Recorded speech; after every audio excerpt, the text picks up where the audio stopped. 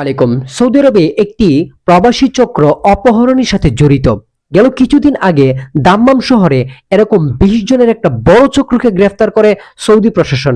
সিআইডির অনুসন্ধান থেকে তারা এই 20 জন প্রবাসীকে গ্রেফতার করতে সক্ষম হয় এবং বিভিন্ন সূত্রে বলতেছে 10 জনকে অলরেডি ফাঁসি দিয়ে দেওয়া হয়েছে এবং বাকিদেরকেও এই রায় কার্যকর করা হবে। বাট সৌদি গভর্নমেন্টের পক্ষ থেকে অফিসিয়ালি ভাবে এখনো কোনো কিছু জানানো হয় নাই। কোনো সূত্র বলছে সেখানে 11 জন বাংলাদেশি, 6 জন হচ্ছে ইন্ডিয়ান আর বাকি 3 জন হচ্ছে ইয়েমেনি।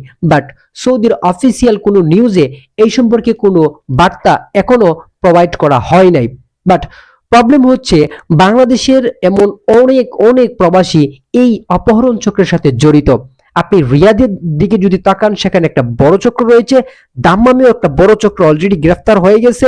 এই চক্র রয়েছে তাবুক, এই চক্র রয়েছে জেদ্দা। বিভিন্ন অঞ্চলে এই চক্র বিভিন্ন সিস্টেমে কাজ করে। এই অপহরণ চক্রের কাছ থেকে আপনারা কিভাবে বাঁচবেন সেই বিষয়ে আমরা আমাদের চ্যানেলে আলাদা একটা ভিডিও তৈরি করেছি।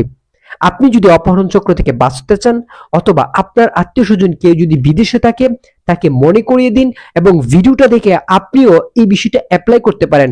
যদি আপনি আপনার ফোনে এই সেটিংটা অন করে রাখেন, তাহলে আপনি যেখানেই অপহরণকারীরা আপনাকে কিডন্যাপ করে নিয়ে যাবে, তাদের সম্পূর্ণ ডিটেইল লোকেশন আপনি যার ফোনে সেটা সেন্ড করবেন, তার ফোনে সরাসরি চলতে থাকবে। সো আপনি নিজেও বাঁচতে পারবেন, অপহরণকারীদেরকে ধরিয়েও দিতে পারবেন।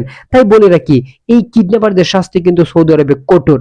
হয়তো তাদের যাবজ্জীবন হবে, নয়তোবা তাদেরকে একেবারে কতল করে দেওয়া হবে। এটা হচ্ছে সৌদি আরবের সরকারি আইন, যেটা কোরআন এবং সুন্নাহর সাথে সম্পর্কযুক্ত। সো আপনিও যদি এরকম চিন্তা ভাবনা করে থাকেন, দূরে থাকুন, আপনার আত্মীয় স্বজনকে এ থেকে সতর্ক করুন।